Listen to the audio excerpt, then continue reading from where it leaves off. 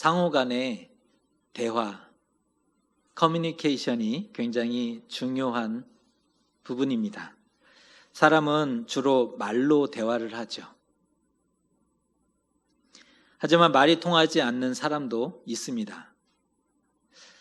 말이 통하지 않는 사람과 대화를 하면 고구마를 먹는 듯이 답답하고 때로는 벽을 보고 말한 것 같은 그러한 느낌도 들기도 합니다. 동물들도 대화를 하는데요. 언어가 없지만 소리를 통해서 말한다고 합니다. 코끼리는 8헤르츠의 주파수를 사용하고 박쥐는 10만 헤르츠의 고주파를 사용합니다. 그래서 사람은 듣지를 못합니다. 소리가 없는 것이 아니라 듣지 못하는 주파수를 쓰기 때문입니다. 들리지 않는 소리가 되는 거죠. 소리가 없지는 않지만 들리지 않는 소리로 남게 되는 겁니다. 또한 침팬지는 표정으로 말하는 재주가 있고요. 앵무새는 화가 나면 얼굴이 붉게 변한다고 합니다. 얼굴의 색으로 자신의 감정을 표현하는 겁니다. 직계발을 들어서 몸짓으로 말하는 개가 있고요. 춤으로 말하는 꿀벌이 있고 냄새로 소통하는 몽구스라는 짐승도 있습니다. 일부 곤충들은 페로몬이라는 화학 물질로 대화를 하기도 하고요. 반딧불은 빛으로 말합니다. 대화를 하는 여러 가지 방식들이 존재하는데요. 여러분은 어떠한 방식을 선호하십니까? 우리는 말을 제대로 하며 살고 있는지 한번 돌아봐야 할 것 같습니다. 오늘의 주제는 그리스도인은 무엇으로 말해야 하는가? 이 주제를 한번 생각해 보고자 합니다. 그리스도인은 무엇으로 말을 해야 하는가? 우리는 예수 그리스도를 통과하여 오늘 믿음장에 이르게 됩니다. 히브리서의 구조를 보면 예수 그리스도를 만나게 되었고 그리고 11장 오늘 장면에서 믿음장을 마주하게 되는 거죠. 예수님을 만났다면 당연히 믿음을 가지게 되는 원리가 히브리서 구조 가운데 녹아 있음을 보게 됩니다. 오늘 말씀은 믿음이 무엇인지 선진들에게 어떠한 믿음이 있었는지를 전달해 주는 말씀인데요. 오늘 1절의 말씀을 우리가 먼저 한번 읽어보겠습니다. 같이 한번 읽습니다. 시작. 믿음은 바라는 것들의 실상이요 보이지 않는 것들의 증거니.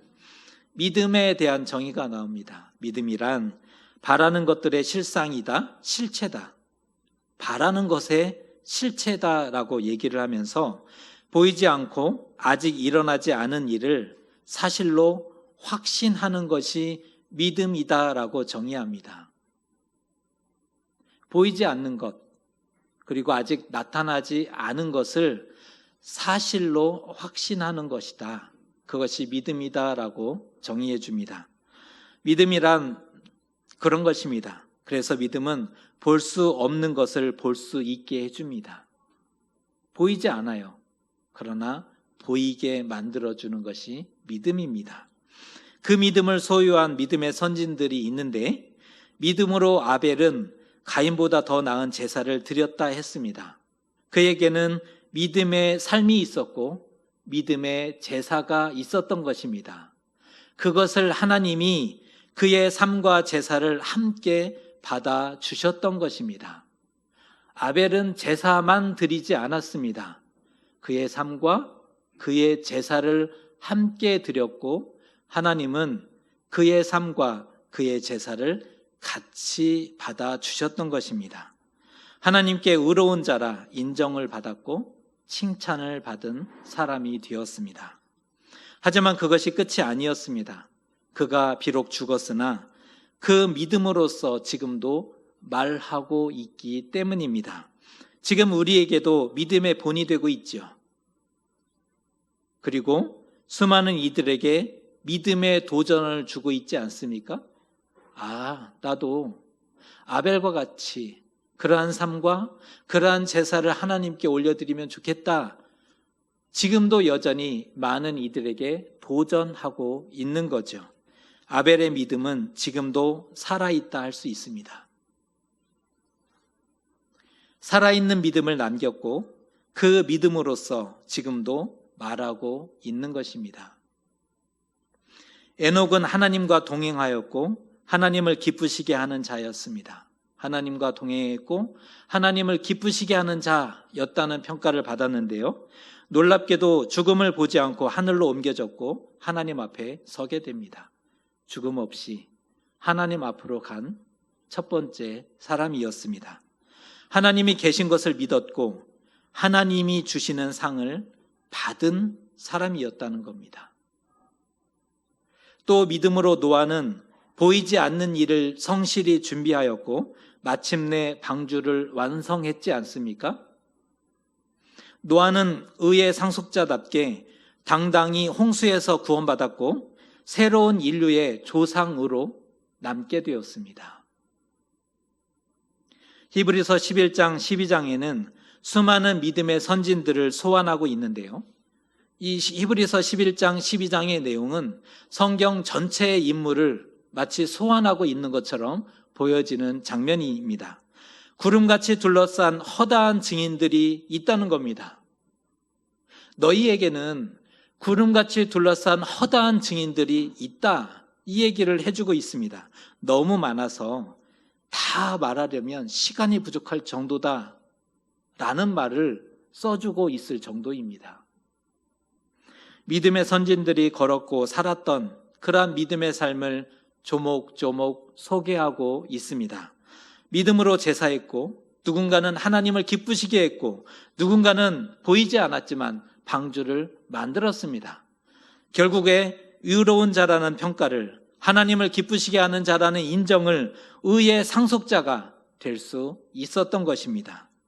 성경이 이러한 증인들을 소개하는 이유가 무엇일까요?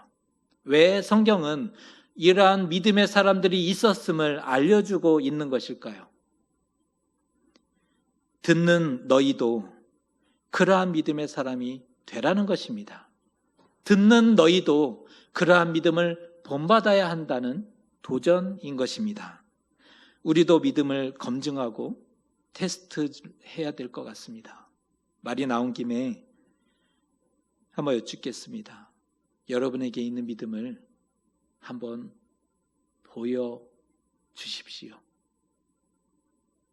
만일 누군가가 믿음을 좀 보여주십시오 라고 요구한다면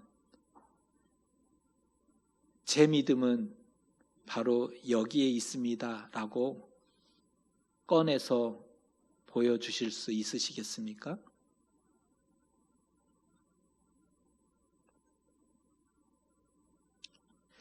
믿음의 모양이 있을까요? 믿음의 무게와 맛과 색이 있을까요?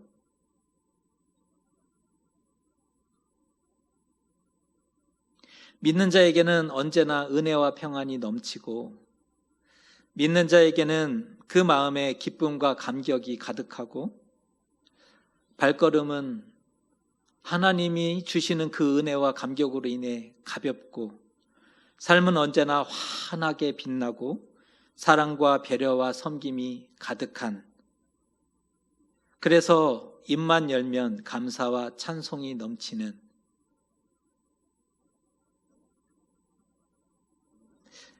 그렇지 않을 때는 믿음이 아닌 것일까요? 오늘 한번 진지하게 고민을 해야 될 것 같습니다. 어떻게 믿음을 보이고 증명할 수 있을까? 그런데 믿음을 말로 설명하면 믿음이 안 가요. 뭐든지 말로 설명하면 믿어지지 않지 않습니까?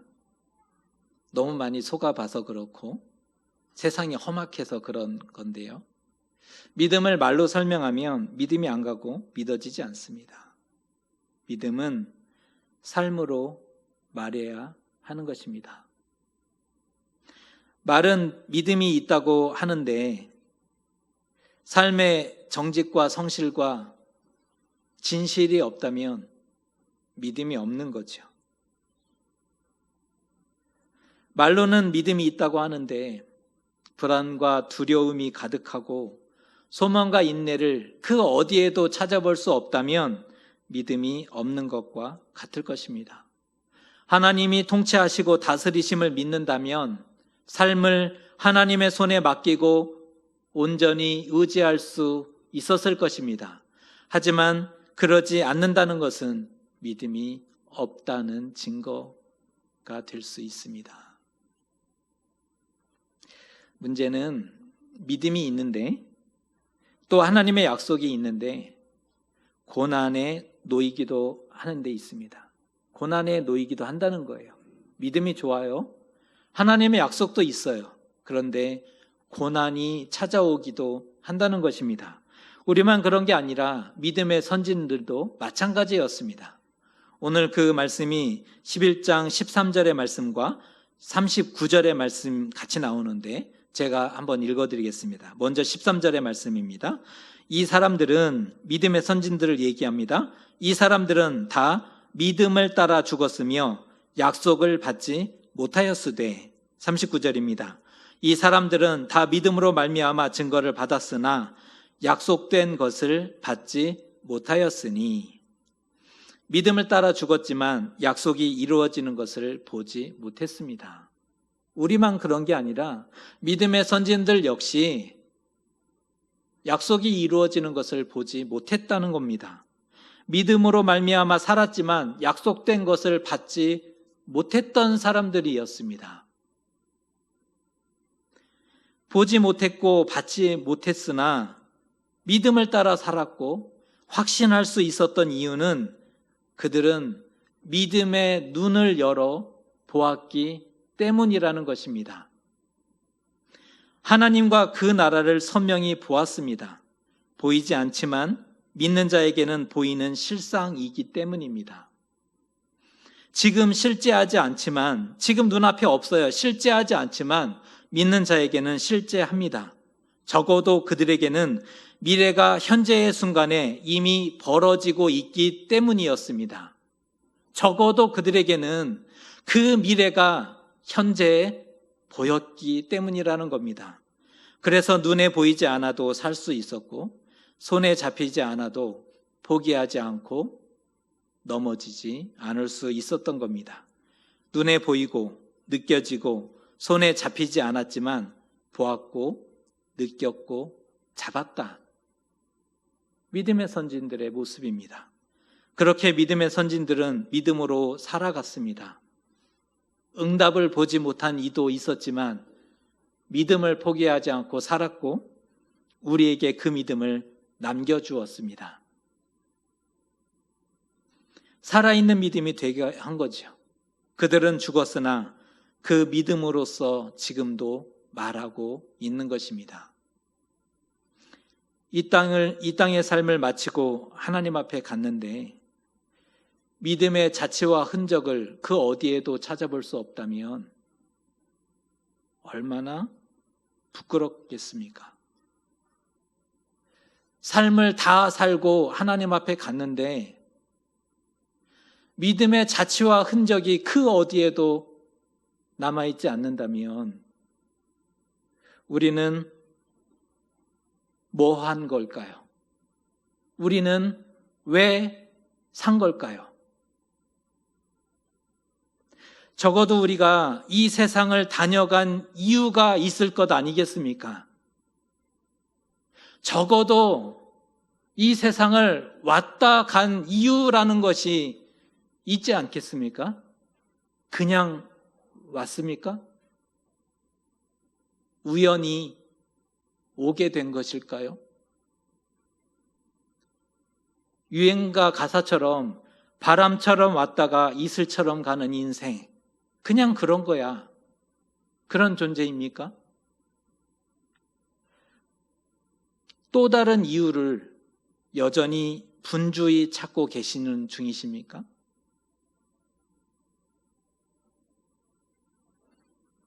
분명한 것은 그리스도인은 믿음으로 살아야 하고 믿음 때문에 살아가야 한다는 사실입니다. 그리스도인은 믿음으로 살아야 합니다. 그리고 믿음 때문에 살아가야 하는 거죠. 우리는 죽고 나서도 믿음으로 말아야 하는 존재이기 때문입니다. 그게 아니라면 참을 수 없는 존재의 가벼움에 사로잡힐 수밖에 없는 거죠. 그보다 더 가벼울 수 없는 겁니다. 우리가 남긴 믿음이 누군가에게 말을 걸게 해야 하지 않겠습니까? 우리가 남긴 믿음이 누군가에게 생명을 전하고 있어야 되지 않겠습니까? 우리가 남긴 믿음이 누군가를 살아있게 도울 수 있어야 되는 것 아니겠습니까? 왜냐하면 우리는 그리스도인이기 때문입니다.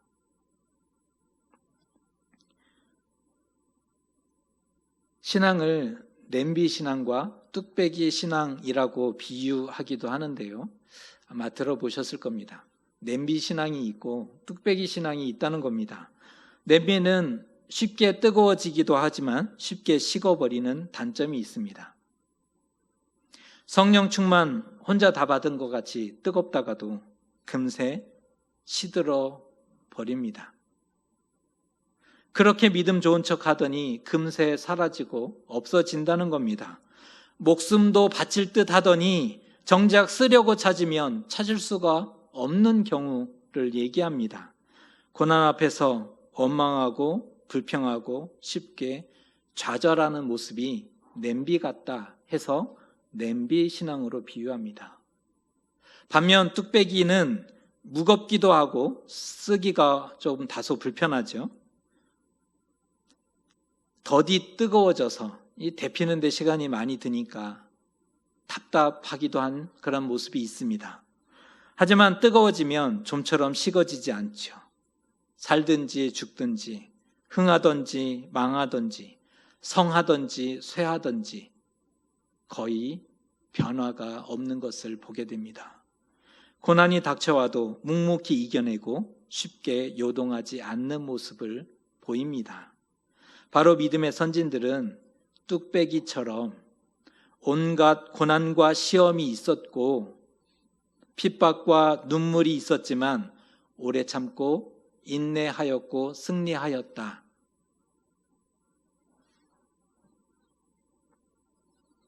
우리는 어떻게 기록이 될까요? 우리도 성경이 기록을 해줄 텐데요. 성경은 우리를 향해서 무엇이라고 기록을 해주게 될까요? 의로운 자, 그는 의로운 자였다. 그는 하나님을 기쁘시게 하는 자였다. 그렇게 이 땅을 살아갔다. 그는 의의 상속자였다. 아니면 그는 세상이 감당하지 못하는 사람이었다.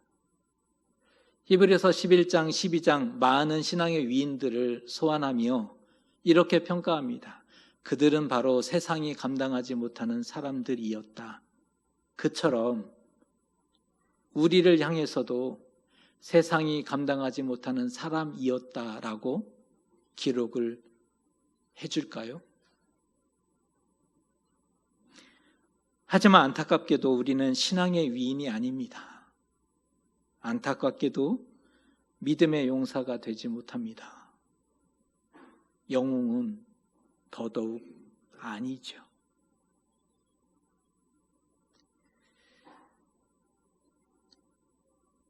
신앙의 선진들이 가졌던 그 믿음을 어쩌면 우리는 영원히 가질 수 없을런지 모릅니다. 그러나 우리도 하나님의 존재하심을 믿고 있고 이 세상과 우리의 삶을 다스리심을 조금은 믿는 사람들입니다. 그렇지 않으세요? 조금은 우리에게도 믿음이라는 것이 있는 것입니다. 비록 잘나진 못했어도 그래서 위인이 아니고 용사가 아니고 영웅은 아니지만 우리는 하나님을 믿고 있고 믿음으로 살아보려고 애쓰고 있는 존재입니다.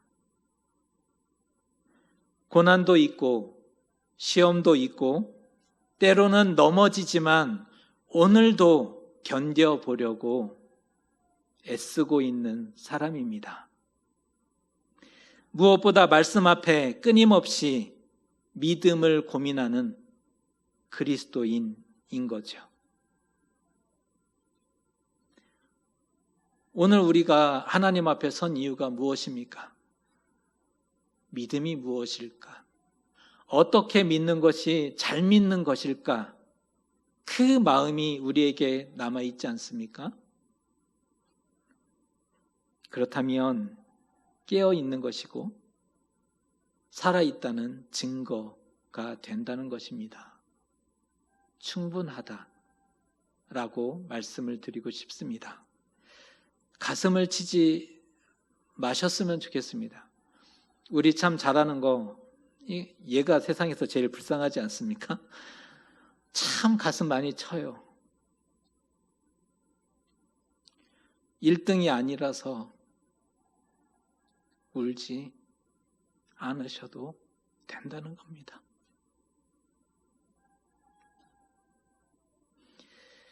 믿음의 선진들은 믿음으로 초대교회에 말을 했습니다. 그리고 오늘 우리에게도 계속적으로 말하고 있습니다. 역사의 유물로 사라지지 않아요. 역사의 유물로 사라지고 굳어진 것이 아니라는 겁니다. 지금도 우리 안에 살아있고 우리에게 말을 걸고 우리의 생명이 자라도록 응원합니다. 보이지 않는 것을 믿는 것이 믿음이라고 말씀을 드렸는데요.